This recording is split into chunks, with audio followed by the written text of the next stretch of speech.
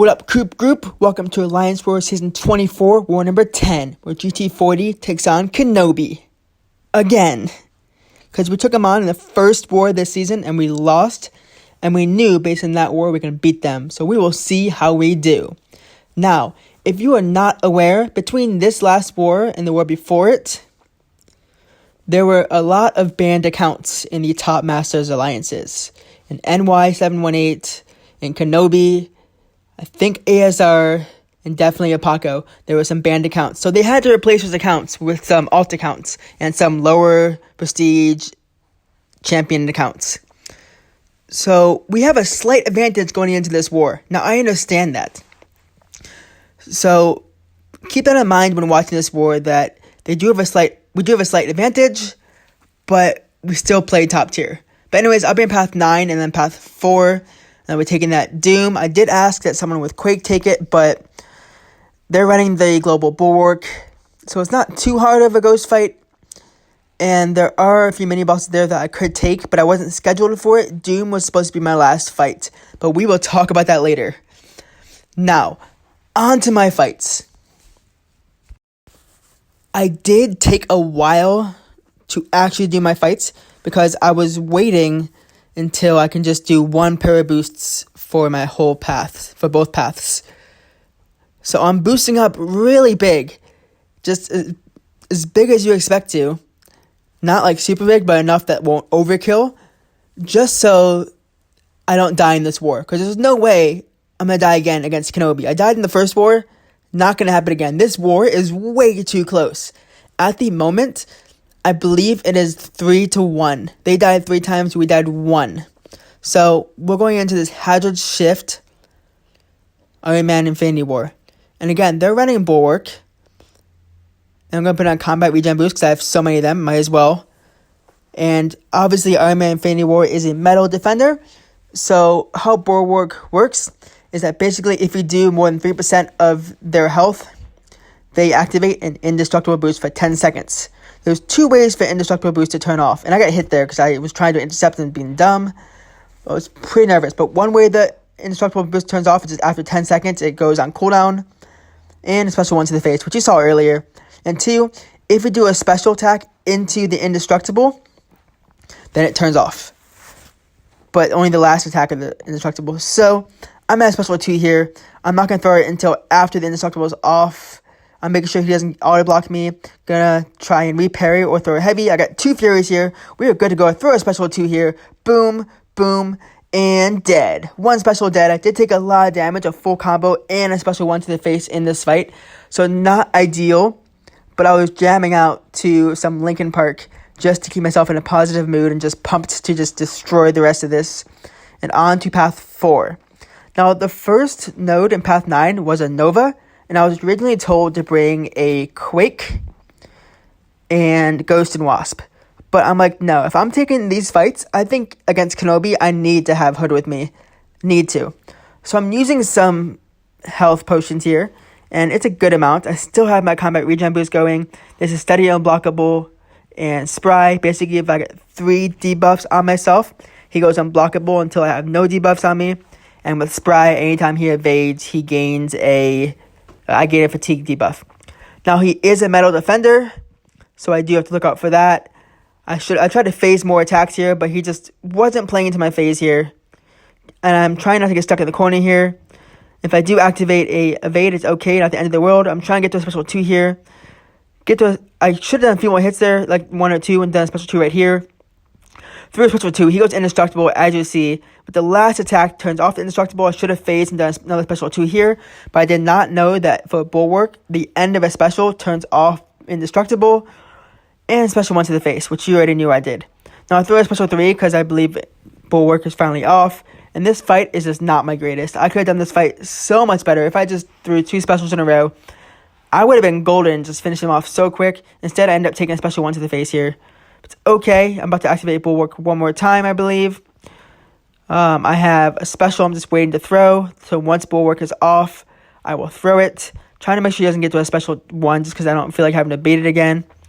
And Bulwark is off. Special 1 here. This fight's over. I did lose a good amount of health again in that fight. I did not play too pretty. I've done so many wars where I've lost like 2-3% within 5 fights. This wasn't that war. But anyways, on to this invisible woman. Unsteady, unblockable again, and crumbling armor. So if I don't hit her within 6 seconds, I get an armor break debuff, which means I can't phase.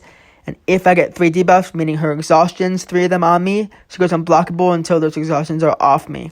So I did some duels for this fight, and I was very careful to make sure that at the beginning of this fight, I did throw out an inbound boost because I got hit, to make sure at the beginning of this fight, I don't stay close to her for too long, just to make sure I don't get too many exhaustions or vulnerables on me. So if I get too much exhaustions or vulnerables on me, then like here she goes unblockable. But I didn't want to be her to be unblockable and me to be armor broken, because that's just a terrible mixture. Now my goal here is just get to a special 2. Got to a special 2, threw it. She's not dead yet, but I'm gonna throw a special 2 right away. I did take a recoil there because I did wait a little bit too long, but she ran into my special 2 and she is dead. Now that fight went kind of better than expected. It could have gone worse by obviously her going unblockable, me being armor broken, and not being able to parry and having to intercept. But that's not what happened. So on to this Doom fight, which I thought was my last fight of the war. So I'm gonna take a lot of blocked hits because I just thought, oh, last fight of the war. I'm so done after this fight. We are good. I still have my invulnerability boost on, and yes, Dr. Doom is a metal defender. This is redoubled determination, ebb and flow intercept, and crumbling armor. I'm not too worried about ebb and flow intercept or crumbling armor. I'm mostly worried about, again, the Bulwark. Because, again, he goes indestructible. I'm trying to get to a special 2 by the time the indestructible is off, but also trying to make sure ebb and flow is on and not have a special 1 on. So here I go, special 2 right here. First hit does not hit him at all, but it's okay because I thought the invulnerability was off. It wasn't. But I throw a special 3 right after, and I believe the special 3, the ebb and flow intercept, is not on at this moment. So we're doing a lot more damage. Must have just turned off. Here's what's a special 2. You see I'm blocking this because I know it's my last fight of the war. I thought it was. It's going to parry here, get armor broken, but it's okay. Not a big deal because I can just parry. Bulwark activates again, and I probably should have just waited to push him to a special 1. So I'm trying to make sure he doesn't throw it. And then I throw a special 2 right. Almost threw it. I was just going to throw a special 2. Then he threw a special 1. Now I have to wait his aura out. I know I'm going to end up having a special 3 active. He throws a special again. And it's not a pretty fight. But he's going down. Slowly. Very slowly he's going down. Just waiting for him to go down. Waiting to just block another special 2. If I have to bait it, I will. I'm baiting a special 2 here. Kind of just doing light attack. Block it again. Fully taking on my block. It's so much damage. It's over 10,000 damage into my block. And I'm at 32%. He's at 10. I'm like, all right. I can finish this fight off. Not too bad. Easy. Just get an intercept and it's over. Almost over. Please get intercept off before the Bulwark activates again, which it ended up happening. He's down. I thought I was done this war, so I got to breathe. And then I wake up in the morning, and I'm told the person who is supposed to take this Hazard Shift Dragon Man with Red Hulk does not have invuln boosts. And I'm like, really? With 2 hours left, do you guys tell me this? This war is super close. 4-3. They died 4, we died 3. So before this fight, I knew I had to defeat it.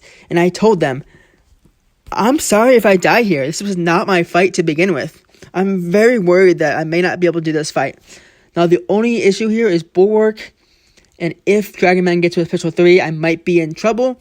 But my goal here, after doing a few duels, is just to get to a special 2 and rinse him with Bulwark off right before I get to a special 3. Because if he throws a special 3 and I don't have a special 3 active to waste time, he's going to kill me. So I'm taking my time to put on my boosts. So I'm trying to think, am I going to do an invuln boost or a special 1 start boost? If I do a special 1 start boost, I have to wait out his Bulwark before throwing a special 2, but at least I can get to a special 2 quick. If I do an invuln boost, that means I am expecting him to get to a special 3. Now, during the duels I did against Dragon Man, I tried to bait his special 1 and just block it to turn off his power gain. So you see in this fight, that's what I kind of do. But I've never taken this Dragon Man without Stubborn before. I have taken this fight numerous times on Stubborn Global, but never without it. So with Bulwark, it's a bit tricky, but I think it's easier than Stubborn. So I go into this fight fully boosted, healed up, because even though I thought that was my last fight before, I wasted another 4 or 5 potions here. Activate Bulwark, and I'm trying to get to special 2 just before he gets. I'm trying to bait special 1. You'll see I'm backing up here. He backs up. It's not happening. I'm like, whatever. All right, get to my phase here. Runs to my phase. I have a special 2 active. I got 1 debuff on me, which is fine. It's something. He's at a special 3. Oh no. I'm at special 2. Throw another one. Boom. I got another debuff during that special, and just enough to finish him off just like that within like 3 seconds. That fight was so quick. It went my way. He didn't throw a special, but worked out just how I wanted. We had everyone watching that fight. Everyone in the war knew that it was not my fight, knew there's a chance I was going to die to it. They knew. So they're all watching it to see how it turned out. And as you see, we ended up winning 4-3. We didn't die any more times. This was a huge win against Kenob. Now, yes, I agree they were a bit crippled going into this war, but they had basically the same people fighting. And their 4 deaths were not from any alt accounts. Their 4 deaths were mainly from their main accounts that did not get banned. Now, I do feel sorry for them for their bans and having to deal with this, but we played well. We only died 3 times. Now, yes, they had less rank 3s on defense, but I believe we played pretty strong. And they were good sports about it. I didn't see anyone saying we're cheating. I didn't see anyone saying, like, the fact that they were disadvantaged. Like, they know what was happening. We know what was happening. But this is probably, like, this is the second time Kenob has had a full loss this season, although they had 3 losses with a tie. So at the moment, they're sitting in 4th place, which is huge and different because ASR lost also after this war, which means that the top 3 is up for grabs. Obviously, as you saw, we are in 10th place after this war, so we don't have a chance at top 3, but someone else does. So this was an exciting war to finally beat Kenob, and just kind of everyone was so happy in the alliance that we finally able to conquer them, and just we were all stressed. And we did die once per battle group, but we knew that we all played strong. So hopefully we finish off the rest of the season strong. This is Coop signing off.